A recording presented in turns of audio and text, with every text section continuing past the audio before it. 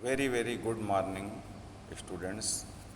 आज मैं आप लोगों के लिए फाइनेंशियल अकाउंटिंग जो बी कॉम फर्स्ट ईयर में एनईपी न्यू एजुकेशन पॉलिसी के अनुसार सेकेंड सेमेस्टर में फाइनेंशियल अकाउंटिंग का पेपर होने वाला है, उसके लिए कुछ इम्पॉर्टेंट क्वेश्चन अगर आप इस क्वेश्चन को देख लेते हैं, सॉल्व कर लेते हैं, तो आपको फाइनेंशियल अकाउंटिंग के पेपर में काफ़ी हेल्प मिलने वाली है।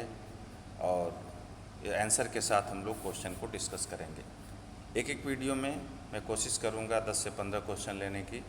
आप लोग कंटिन्यू इस वीडियो को देखिए और अच्छे से लर्न करिए, जिससे कि आपको हेल्प हो सके आपके पेपर में। देखिए, फर्स्ट क्वेश्चन है, हिंदी इंग्लिश दोनों में हम लोग बात की जाएगी। जैसे फर्स्ट क्वेश्चन है, जब शाखा ए शाखा बी को माल भेजती है तो शाखा ए की पुस्तकों में डेबिट किया जाता है। इंग्लिश में है, when branch A send goods to branch B in the books of branch A debit is done to. अगर ए शाखा बी शाखा को माल भेजती है तो ए शाखा के बुक में किसके अकाउंट को डेबिट किया जाएगा? आंसर होगा ब्रांच बी के अकाउंट को। दूसरा क्वेश्चन, प्रधान कार्यालय द्वारा आश्रित शाखाओं को माल की आपूर्ति की जाती है। Head office are supplied by the goods are supplied by the head office to department. किस प्राइस पे मूल्य भेजा जाता है हेड ऑफिस द्वारा ब्रांच को? तो इसका जो सही आंसर होगा, आंसर डी, कास्ट प्राइस पे भी भेजा जा सकता है या इनवॉइस प्राइस, लागत और बाजार लागत मूल्य और चालान मूल्य दोनों पर। तीसरा क्वेश्चन है, यदि शाखा को लागत में 20% जोड़कर माल भेजा जाता है तो विक्रय पर लाभ आधारित होगा, बीजक मूल्य का कितना प्रॉफिट होगा? क्वेश्चन है, if goods are invoiced at cost plus 20% to branch the profit on sale will be based on invoice price as. सही जवाब होगा 16 सही 2/3%। अगला क्वेश्चन है, विक्रय मूल्य पर 20% लाभ का क्या अर्थ है?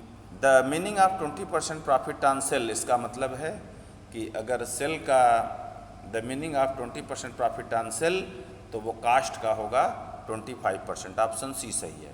अगला क्वेश्चन, दिवालिया है, दिवालिया क्या होता है? इंसॉल्वेंसी इज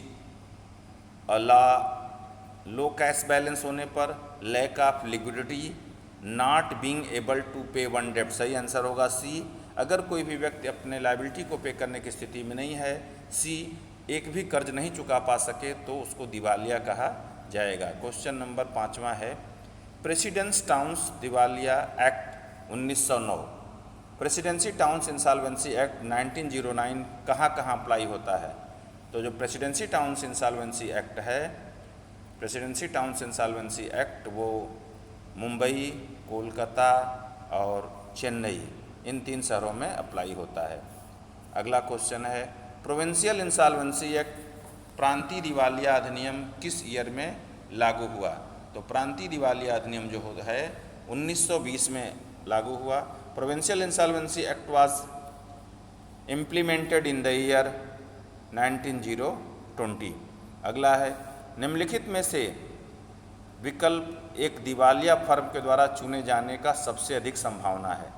अनुसंधान एवं विकास पर पूंजीगत व्यय बढ़ाएं, एक स्थिर फर्म खरीद लें, दिवालिया घोषित होने के लिए आवेदन कर दें या पुनर्खरीद।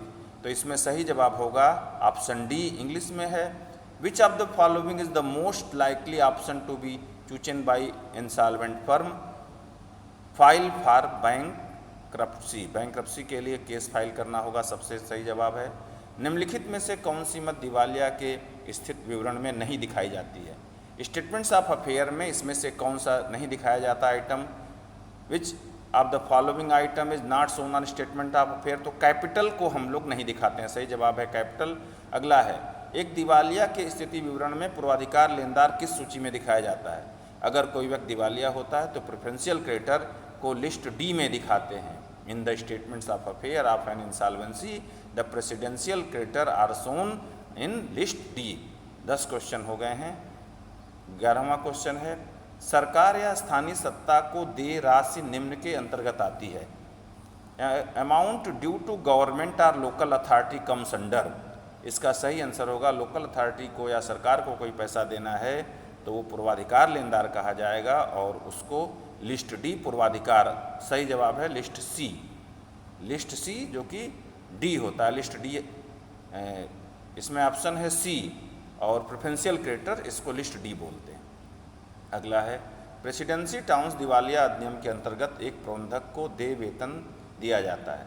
तो अगर प्रेसिडेंसी टाउन्स दिवालिया से हम क्वेश्चन सॉल्व करते हैं तो प्रबंधक मैनेजर को जो वेतन दिया जाता है, जो देय है देना है, उसको हम लोग लिस्ट ए में दिखाते हैं। Under presidency towns act salary payable to manager will be shown list A. सही जवाब है ए और लिस्ट ए। स्थिति विवरण की सूची एफ से संबंधित है। एफ किससे संबंधित है? एफ जो सूची है वो आपका है, इसमें है पार्टली सिक्योर्ड क्रेडिटर्स नहीं, बिल्स ऑफ एक्सचेंज नहीं, प्रेफरेंशियल क्रेडिटर नहीं, ऑप्शन डी। सही जवाब है आंसर डी। Thank you. अगर आपको ये वीडियो पसंद आया तो प्लीज़ आप लाइक करिए, सब्सक्राइब करिए, और इसी तरह से मैं और भी आप लोगों को क्वेश्चन जल्द ही जल्द भेजूंगा एग्जामिनेशन से पहले। Thank you.